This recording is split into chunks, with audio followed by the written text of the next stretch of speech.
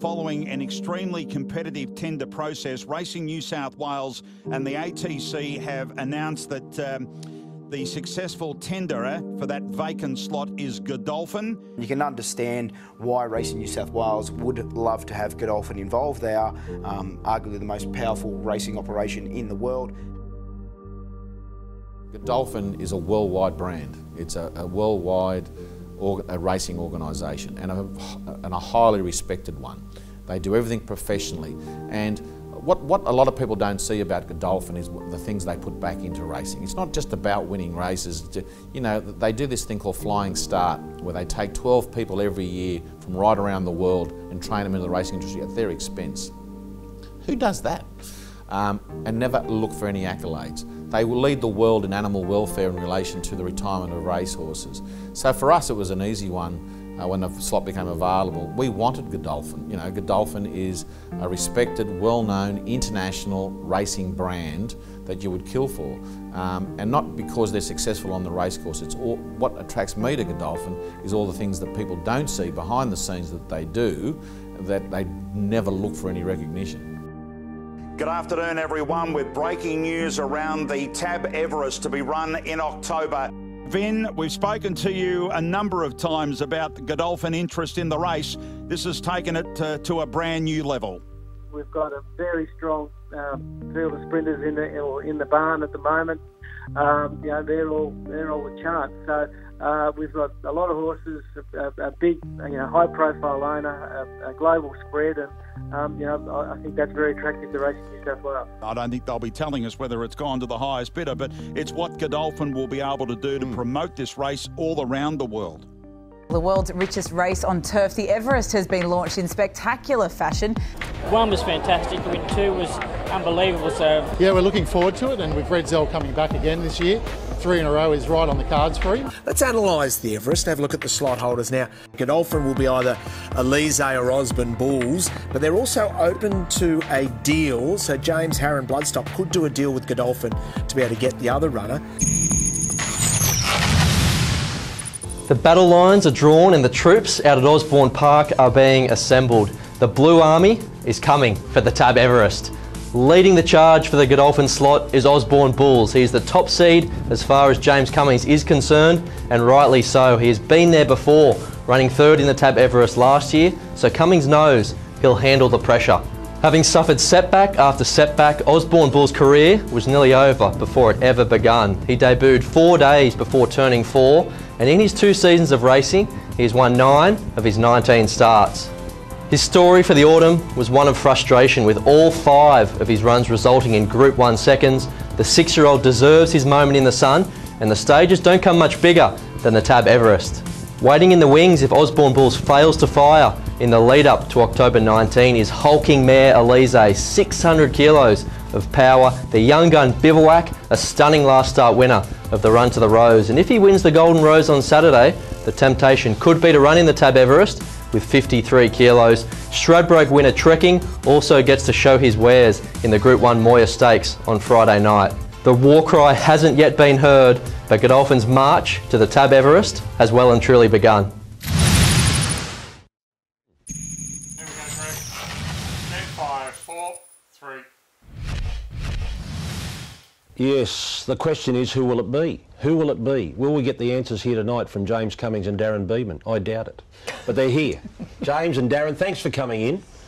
Thanks, guys. Thanks for having us. Thanks, Greg. There's a lot of questions being asked everywhere, especially about your horses, because you've got maybe up to 4 horses to choose from right at this very moment. You've been weeks a long time in racing, so we're posing ourselves the question every week. Hey, mate. Just tell Kieran to keep him on the bit. He's really just having a morning out. Well, like, it depends on a couple of things, but it might be like after Epsom Day. But if someone comes along and wants to have another slot and the boys are interested in that, like have another one of our horses, then maybe we'll announce our horse. If you could pick one at this point of time? Oh, I couldn't pick one. I couldn't pick one now. If I had to pick one now, I'd pick Alizee. If I had to pick one now. Hello, mate. Hey, mate. What's happening? So Osborne, Flit and Viridine won't do a lot out there. And mate, any update on Alizee? Yes, she's booming. She's back at Osborne Park, and she looks fantastic. Yeah. Okay. And you're just working towards the 19th to see what happens. Is that right? Yes, we haven't penciled in a run at this stage. In the meantime, we're going straight there at this stage. Yeah. Okay. Right. All right, let me call you back. I've got to watch this. I've got Osborne Bulls about to gallop, so say a prayer for him. I got to go. I got to watch this gallop. All right, no worries, mate. I'll let you concentrate. Okay, thanks, mate. Okay, Bye. see you, mate. Tommy's just out there now. Thanks. Okay. Strong on the bit there, Reedy. Strong on the bit, mate. What'd you get the last one? 1183. 12/8s, 12/8s. Yeah. They break 12 there. They probably both went well, didn't they, really? Did you think you'd see him stronger over the line than the other horse?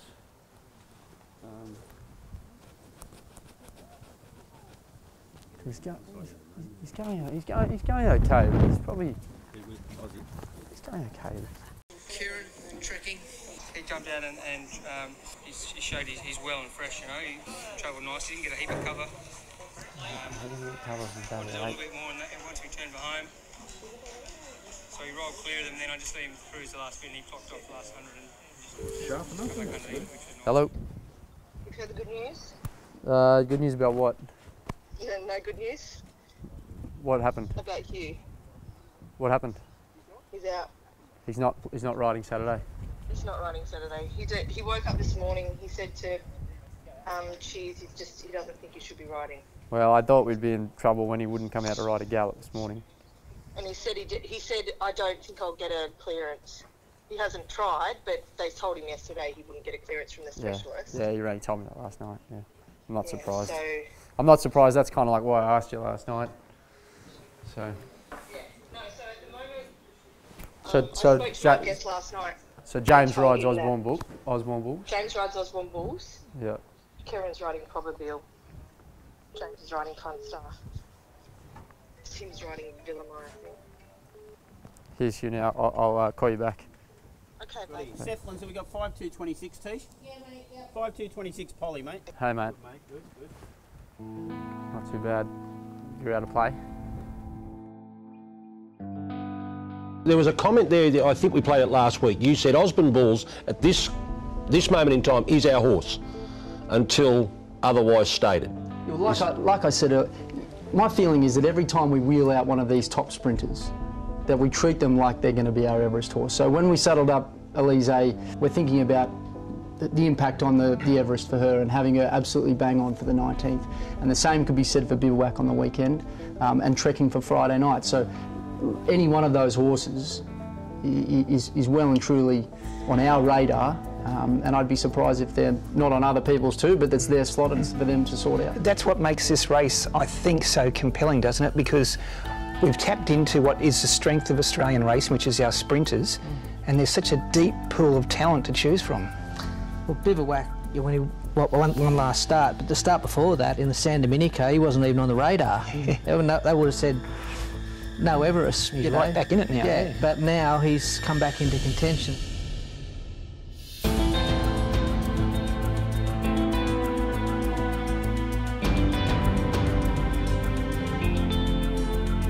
Switched on a bit when I went down behind. He had to think about wanting to race a bit, didn't he? He did, but then he didn't. But you did a good job with him. You switched him back off. Well, I was able to just get him to control. You got him to wait till passing. I got him to wait till I was ready to go. Yeah, it's perfect. That's what we need. And he is in the picture. He is well and truly in the picture for either you or for a James Harron sitting back watching. The red light is on. You reckon? The Golden Rose field is ready. Gates are back and they're off, and Bivouac flew out. Bivouac leads early, but Yaudash shows good muster. This opportunity on Saturday, he's racing for a lot more than the $1 million that is being put on offer. His stallion profile is first and foremost for us, but if he gets up and wins the Golden Rose, he's got to be on the table. It's Bivouac being joined by Yes, Yes, Yes. Yes, Yes, Yes on the outside of Bivouac. 2 further back to Exceedance.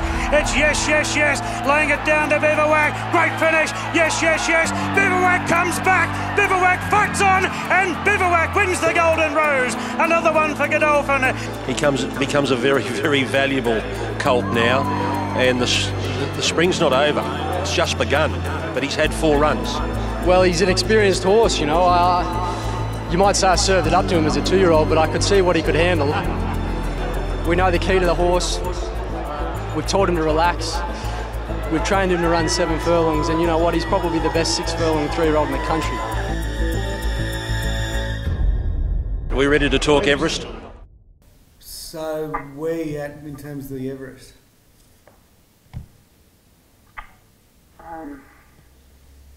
Without having seen Osborne Bulls first up yet, and even in light of being over the moon with how Alizee's going, she's just in great health, trialled beautifully, and has had the right prep for it. I'd still think that he's going to be right up there with right up there as our best chance in the Everest. But that could be a different question. To the question is, are you happy, and are we all comfortable to run him in the Everest? Yeah. Because it is throwing him in the deep end, and it is a big step up against those tough weight for age horses. Yeah. But that's why he gets his weight for age allowance. So to put you right on the spot, we've got 1 slot to use. We've got 4 horses. What are you picking today?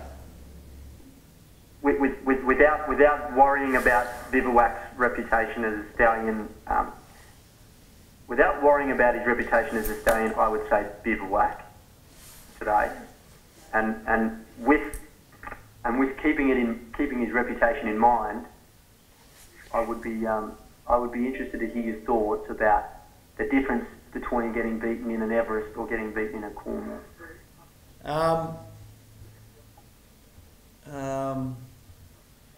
That's what's on everyone's mind, isn't it? It's the risk to the horse's stallion reputation. Yeah, I mean, if they get beat, they get beat. But we've had plenty of colts get beat. Yeah. I don't know. What do you think? I mean, it's a big difference. I think the answer to the question is we should be trying to run him where we think he's the best chance of winning. Yeah. And for me, as you know, I'm conservative about 3-year-olds. In any case, very conservative when they're stallion prospects. And he has a race restricted to his own age in 5 weeks' time, which is a serious stallion making race. Again, we think he's the best 3-year-old in the country, so we're happy to take on whatever turns up. I'd rather run him there than against the best sprinters in the country.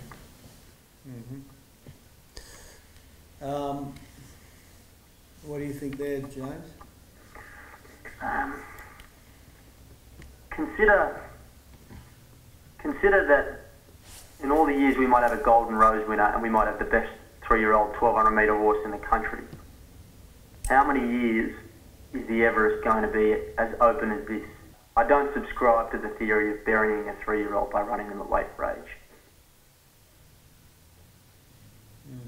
But I wouldn't be unhappy being asked to train the horse for the Coolmore. It's not black and white. It's like it's 50-50 or it's 55-45.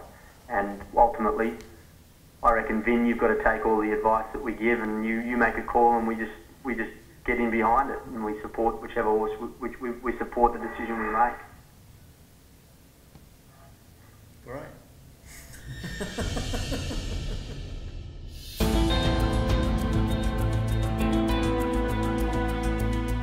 You enjoyed this morning by the look of it. He's moving way better than he was last prep, in my opinion.